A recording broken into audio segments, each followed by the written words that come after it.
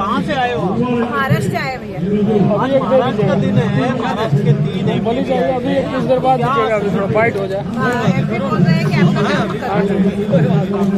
अपना काम तो करवा देंगे, लेकिन आश्वासन दे रहे हैं वो कि राव साहब और आप सब मिलके लगभग 8 साल से धरना प्रदर्शन कर रहे हैं, लेकिन सरकार तो कुछ सुनती नहीं है। सुनती नहीं, सरकार गूंगी बहरी दोनों भी है, पर ऐसा है हमारा काम करवाने इसलिए हमको तो बोलना है उनके साथ। नहीं, इतना बड़ा क्राउड है, इतना बड़ा पेंशनर्स है, इतने लोगों की वोटों से मोदी जी को डर नहीं लगता कि यदि इधर उधर हो डर गया नहीं तो? लगता, इसलिए तो फिर वो हमारा काम जल्दी से नहीं कर रहे हैं ना। आप कहाँ से आए? महाराष्ट्र से ही आए हो। आप भी महाराष्ट्र से? महाराष्ट्र बुल्ढाना से है। सारे? हम 15 दिन से यहाँ है, तीनों साथ। आपको कितनी पेंशन मिलती है? 2200 रुपए। 2200 में काम चल जाता है? आप ही सोचो ना, चल जाता है क्या?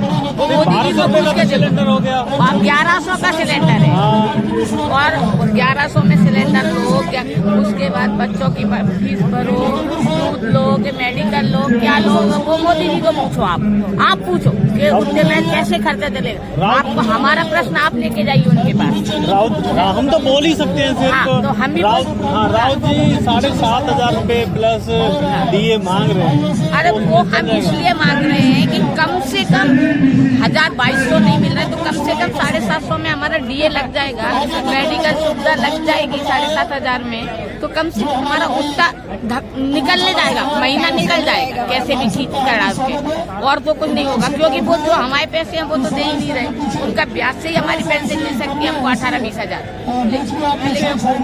9 लाख करोड़ रुपया है, उसका ब्याज ही काफी बैठता है। सरकार को अपनी जेब से कुछ एक्स्ट्रा नहीं देना, लेकिन फिर भी सरकार मान नहीं रही। नहीं बोल रही, सरकार मान ही नहीं रही है, क्योंकि अभियोगों के पास हमारे कमांडर राउत साहब ने पूरा एक एक पैसे का हिसाब लगाया हुआ है, और जो ब्याज का पैसा जो अनशन हमने भरा हुआ है, ब्याज के पैसे में से पूरे 17 लाख कर्मचारी को दे करके भी पैसा बचता है।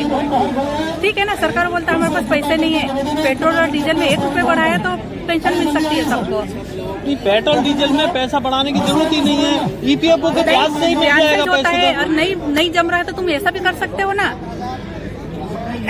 EPFO का इतना पैसा है कि उसके ब्याज से ही आपको पेंशन मिल जाएगी। हाँ, वो तो है, लेकिन ऐसा तो नहीं है कभी कि कभी सरकार बोलती है हमारे पास पैसे, EPFO वाले बोलते हैं हमारे पास पैसे नहीं है, फिर हम करें क्या? फिर वैसा नहीं है तो सरकार ने ये भी तो काम करना चाहिए ना। नहीं, वो तो आंकड़े हैं, ऐसा थोड़ी सरकार बोलेगी कि हमारे पास पैसे नहीं है तो सरकार के पास पैसे नहीं है। इसीलिए तो हम डिपार्टमेंट का रिपोर्ट होता 7 है। साल से इसी के लिए लड़ रहे हैं ना हम लोग कि हमारा पैसा है, ब्याज जितना मिल रहा है, ब्याज के पैसे में से हमको हमारा पेंशन मिल सकता है, और हमारी मांग ज्यादा नहीं है ना, सिर्फ 2 टाइम खाना खा सके इतना पैसा है, 7,500 प्लस भी है, कुछ ज्यादा नहीं है ना। मोदी जी चुनाव रैली में कहते हैं कि इंडिया में सिर्फ 2 ही गरीब हैं, 2 ही जाति है, गरीब एक अमीर, लेकिन EPFO वाले तो ये और वृद्ध भी हैं और सबसे ज्यादा कमजोर भी हैं, गरीब भी हैं। लेकिन गरीब मैं वो कहते हैं मैं गरीबों के साथ हूँ, लेकिन ऐसा लगता है नहीं, गरीब के साथ नहीं। मोदी जी को कहना थोड़ा बाहर निकलिए, आम जनताओं के साथ ऐसे मिलिए, घर घर जा करके आप देखिए, जब समझेगा कि गरीब कौन है, अमीर कौन है। नहीं, हालांकि उन्होंने सब देखा है, वो चाय बेची है, उन्होंने चाय बेच के देखते थे नहीं, वो खुद गरीबी से निकले हुए हैं, तो उन्होंने तो देखना चाहिए ना कि बाहर निकल करके देखना चाहिए ना।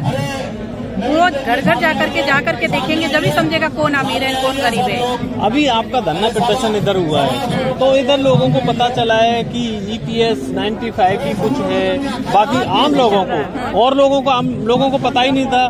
जो नौकरी करते थे प्राइवेट में, जिन्हें EPFO कटा है उनको पता था, वो लड़ाई लड़ रहे।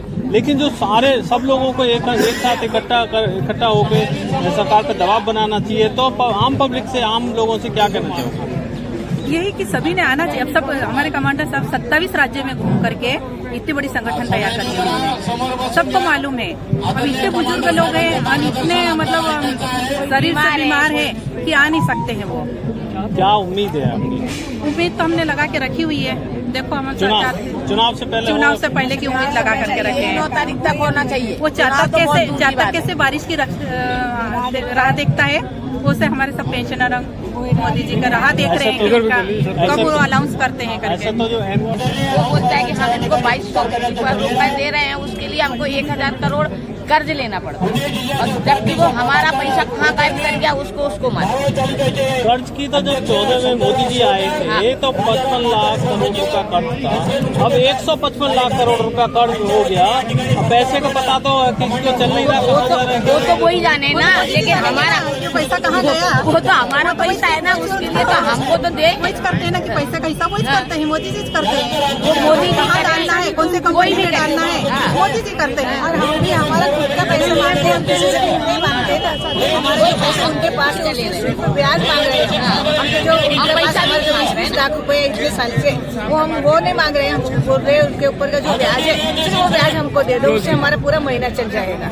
ये महाराष्ट्र में जो सिर्फ ये कह रहे हैं कि जो हमारा पैसा जमा है उसकी हमें ब्याज दे दो तो हमारा पेंशन मिल जाएगा।